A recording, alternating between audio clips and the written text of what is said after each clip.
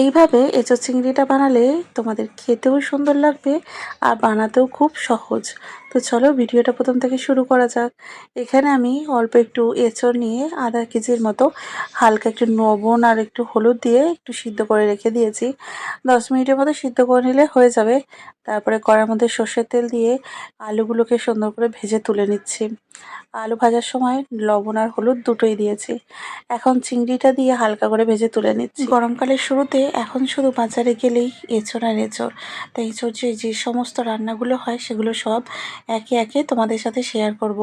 এখন দেখো কড়াইয়ের মধ্যে আরও একটু সর্ষের তেল দিয়ে পেঁয়াজটাকে দিয়ে হালকা করে ভেজে নিচ্ছি। পেঁয়াজের মধ্যে যে লবণ দিলে একটু তাড়াতাড়ি কিন্তু ভাজা হয়ে যায়। তারপরে দিয়ে দিলাম আদা রসুনের বাটা।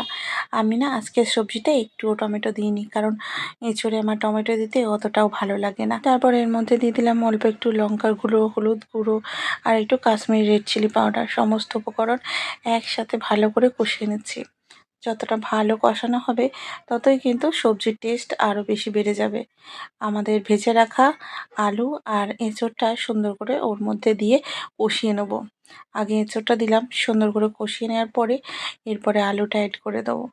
এঁচোড়টা ভালোভাবে কষানো হয়ে গেলে আলুটা দিলে আরও খেতে যেন বেশি ভালো লাগে। তোমাদের কাছে একটাই অনুরোধ, ভিডিওটা যারা দেখছো এই পর্যন্ত অবশ্যই একটা লাইক করে দিও। তারপরে দেখো আলুটাকে ভালো করে ভাজা করে নিচ্ছি। তার মধ্যে দেখো দিয়ে দিচ্ছি অল্প করে একটু জল।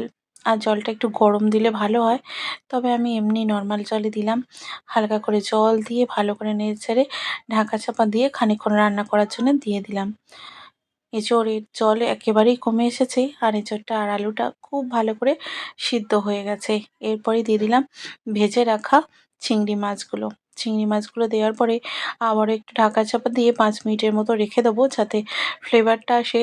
তারপরে ঢাকনা খুলে অল্প একটু গরম মশলা দিয়ে নামিয়ে নেব। গরম গরম ভাতে এই রেসিপিটা অসাধারণ। আর কিছুই লাগবে না ভাত খাওয়ার জন্য। তবুও দেখো অনেক কিছুই আমি কাল বানিয়েছিলাম, তো তার মধ্যে সব কিছুর মধ্যে আমাদের এঁচোড়টাই একেবারে মন কেড়ে নিয়েছে। তো তোমাদের কার কার এঁচোড়ের এই রেসিপিটা ভালো লাগলো অবশ্যই আমাকে কমেন্ট করে জানিও, আর আমার পাশে অবশ্যই থেকো।